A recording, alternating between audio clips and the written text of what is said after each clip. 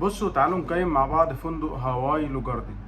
اولا هاواي لو جاردن ده انا سمعت عنه كلام كتير وناس كتير سألوني عليه، لان هو في ميزة حلوة ان هو سعره على قد. فناس كتير بتقول ان هو كويس، في اكوا بارك حلوة جدا جدا جدا. تعالوا نروح نشوف ايه رأينا.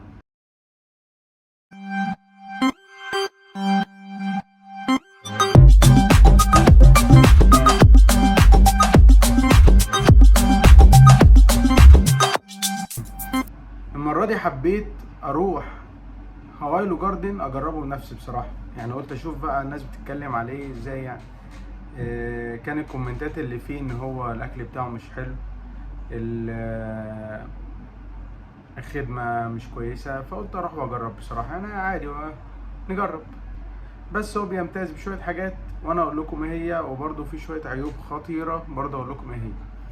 اولا هاواي لو جاردن هي في سلسلة كبيرة اسمها هاواي. هاواي بتقدم لك كل اللي انت عايزه، بس كل حاجة بسعرها.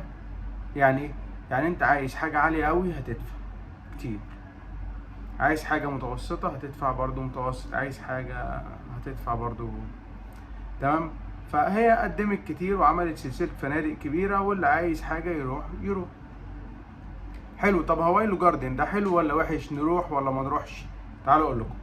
اولا الطريق، يعني في الغردقة، في بداية الغردقة، ودي ميزة ان هو مش هتمشي كتير وانت ورايح، انما لو حبيت تخرج فيها نص ساعة تقريبا من الاوتيل لغاية الممشى السياحي او المارينا او المكان اللي انت عايز تروح. فالطريق يعتبر كويس، الموقع كويس الى حد ما. تاني حاجة الغرف للاسف زي ما هوريكم دلوقتي فيديو. انا اول ما رحت واتسكنت ودوني غرفة، غرفة حلوة جدا ونضيفة وكويسة وخدمات اللي فيها حلوة، لكن ما فيهاش فيو خالص. يعني بصوا المنظر كان عامل ازاي. تاني حاجة حاولت اتكلم معاهم بصراحة، كان عندهم كمية ناس كتار جدا. بصوا انا سميته فندق الشعب، بلطيم الغردقة. اي حد عايز يسافر ويلعب ولاده في اقوى محترمة بيجي هنا. فطبعا اقوى حلوة وامكانيات البسين والبحر حلو والسعر رخيص، فعليه زحمة جدا. فأثر بناحية سلبية على مين؟ على الموظفين اللي هنا. أولا الموظفين اللي مش فارق معاهم أنت مين وتيجي ولا ما تجيش، مش مهم، عادي يعني.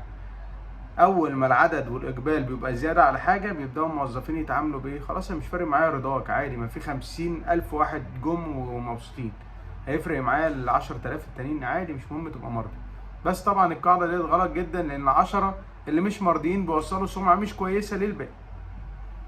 المهم الغرف، الفيو بتاعها فيه سي فيو ومنظر حلو، وفي غرف الفيو بتاعها تعبان جدا. الغرف كلها كمجمل حلوه، لكن الفيو لا، الفيو الخلفي اللي ورا زي الاوضه اللي وريتها لكم ديت هم ودوني فيها الاول، وطبعا انا فضلت وراهم لغايه ما غيرت الغرفه.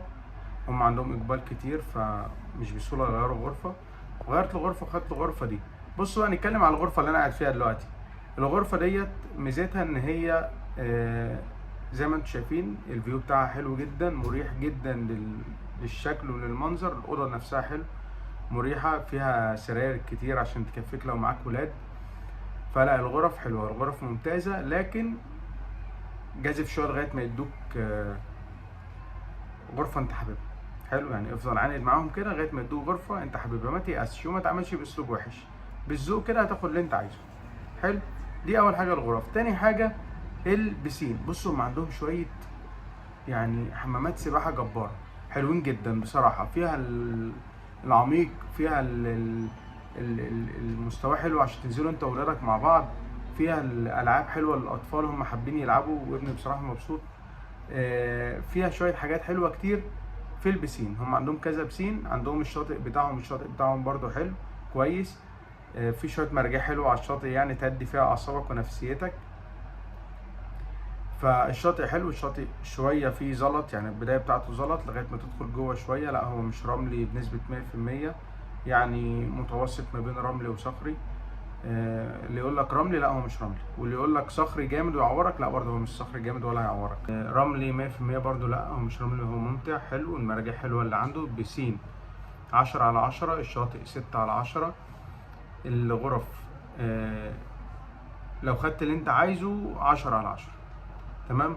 نيجي بقى اللي كلهم قالوا عليه سيء جدا وحش جدا، الاكل. يا جماعه الاكل وحش جدا.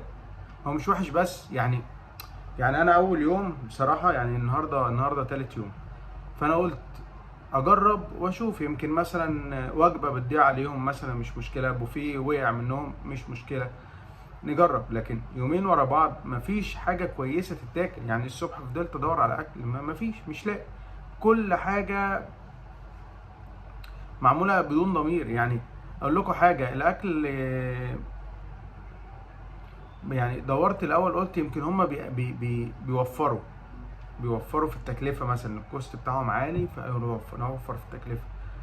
لكن لا، في خامات، يعني في لحوم، في فراخ، في على الاقل قدم الحاجات دي بطعم كويس. يعني شويه توابل، مش كده. الصلصه سبكوها شويه، حطوها شويه على النار زياده. ما تجيبليش طماطم مضروبه وحطها لي في الاكل وتقول لي لا لا. طب بلاش يعني احسن حاجه عندهم امبارح عجبتني الكنتالوب، طعمه حلو بس مقطعينه بطريقه يعني لا، مش كده. يعني انا بصراحه اول مره، يعني انا اللي يعرفني انا لما باكل اي حاجه عادي ومش بيفرق معايا ومش بتضايق من حاجه. لكن المره دي لا، يعني لا مش كده. يعني الشيف لو عنده شويه وقت صغيرين يلف فيها يدوق الحاجه اللي بتطلع، هو مش هيرضى عن الكلام ده. انا واثق مليون في المية هو مش هيرضى. شاورما عندهم، شاورما مقطعين لنا الشاورما، انا افتكرتها بصراحه في البدايه كبده او شرايح ستيك مثلا، ما اعرفش. بس يعني لا، كل شريحه وشريحه قد كده يقول لي دي شاورما من انهي حته؟ طب بجرب اكلها، ايه ده يا باشا؟ ده كاوتش، انا باكل شباشب ولا ايه؟ مش كده، لا. الاكل سيء جدا جدا جدا. بصوا، هو انا عذرتهم شويه ان احنا هنا المصريين كتير جدا، قلت لكم بلطيم الغردقه، وبطريقه يعني بشعه بصراحه. الناس بتدخل تاكل يعني رغم ان الاكل وحش بياكلوا اكل رهيب. بس عايز اقول لكم حاجه، الاكل لو حلو انا هاخد اللي على قدي واللي انا بحبه، لكن الاكل لو وحش انا هاخد من كل حاجه عشان ادوق كل حاجه، عشان يمكن حاجه تعجبني. فاهميني ولا مش فاهميني؟ يعني دايما كده اللي يقلل في الاكل الناس تدخل وتهاجم وتاخد بكميات كتير قوي في الاطباق بتاعتها عشان خايف الاكل يخلص. طب انا لو عارف ان الاكل موجود على طول مش هقلل. فاهميني ولا مش فاهميني؟ فلا، الاكل وحش جدا جدا، الاكل سيء خالص. لا، اتمنى الشيف اللي موجود يراجع دنيته. يا عم وفر فلوس مش مشكله، بس قدم اكل كويس. معلش، المطعم بيكسب في فلوس كتير يعني انا لو بصوا ده منظر الريسبشن في البدايه وانا داخل عشان نتسكن. لا، دي مدرسه حكومه، دي الناس كتير جدا بتيجي وناس كتير جدا بتقعد. فلا، خلوا الاكل كويس، جملوا باقي الفندق حلو، المكان حلو، الفيو حلو، يعني جملوا الباقي. الاستاف للامانه هو مش وحش ومش حلو. هو الراجل يعني الاستاف طالع عينيه، مش قادر يعمل حاجه، يعني ضغط كبير عليه وشغل كتير ومشاكل كتير بيقابلوها في اليوم. يعني لو واحد من الاستاف جه واتعصب خلاص خرج عن مشاعره. لا، في ضغط كبير. الاستاف طبعا معاملته مش حلوه عشان مفيش امكانيه ان هو يعمل حد حلو.